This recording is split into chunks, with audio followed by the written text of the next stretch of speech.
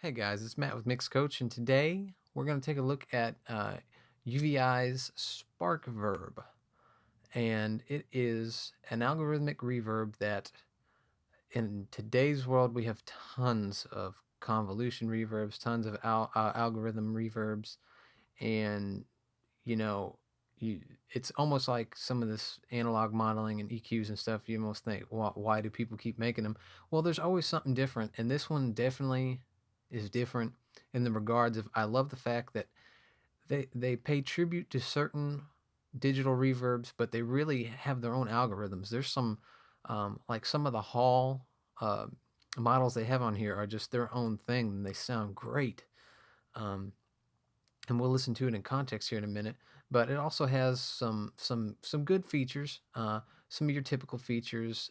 Up until about I guess a week ago, it didn't have pre-delay, and I was going to comment about that.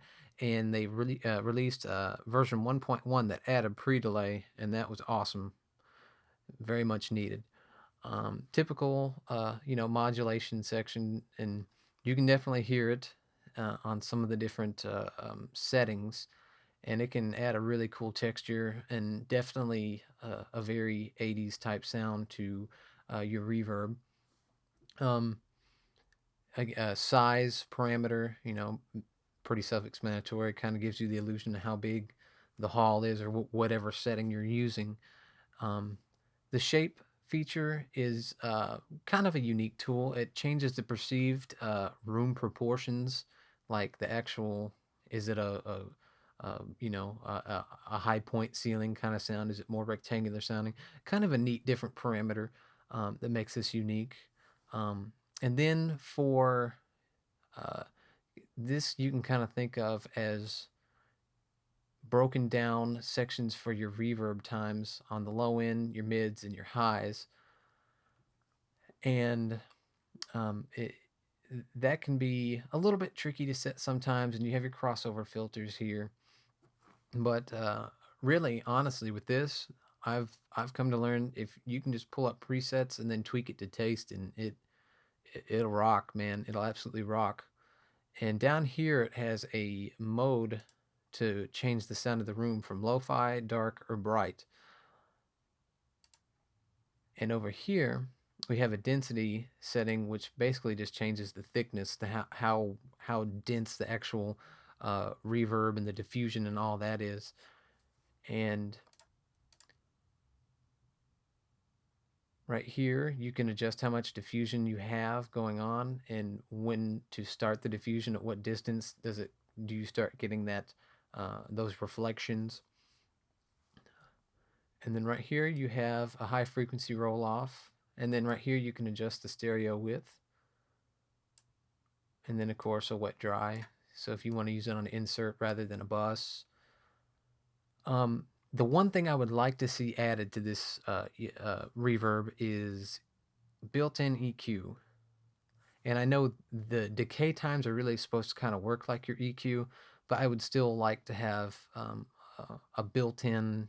I mean, at least like maybe a 3 band, or at least add a low pass filter or a high pass filter. Go with the high low pass they have going on here. But other than that, the algorithms sound great. And one thing I would like to see, because if you go up here, it'll show you kind of what they've got going on as far as what they're modeling. I'd like to see some chambers added, and I think that would really round off this plugin because it has some great sounding rooms, great sounding halls, great sounding plates, and I think some chamber settings would really top it off. And then right here, if you click this guy, the Voyager setting basically can let you just morph all kinds of craziness going on in the signal, and you can just drag. I mean, as you see there, it just goes nuts. You can just do crazy, crazy things, and that's really pretty cool. But for now, I'll just pull back up what I was using the music hall. Pull that decay time down because this is kind of a faster song. Bring that pre-delay back up. And let's take a listen to it in context here with what we have going on. And you'll see I have it on my hall bus here. I'm using it as a hall, and the hall's getting pretty much ran on everything minus the string section. So let's listen to it. Lord, you are to me.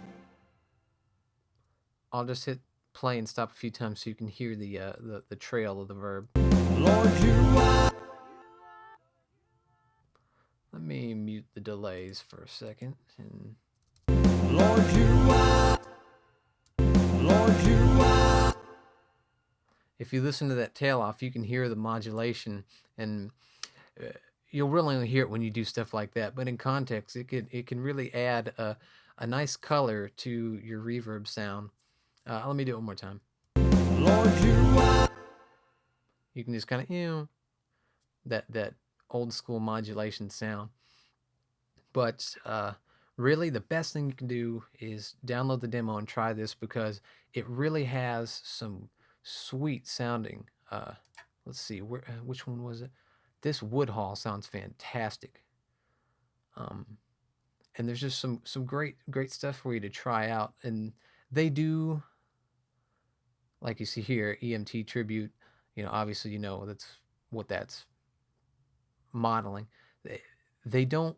That's what I like about this, is they pay tribute to some of the older reverbs and algorithmic reverbs and plates and stuff like that. But at the same time, when you start going through some of the different sounds on here, I haven't heard it in other reverbs, and I really like it. Again, one of my favorites is this Woodhall. It really sounds good. Here, I'll pull it up real quick.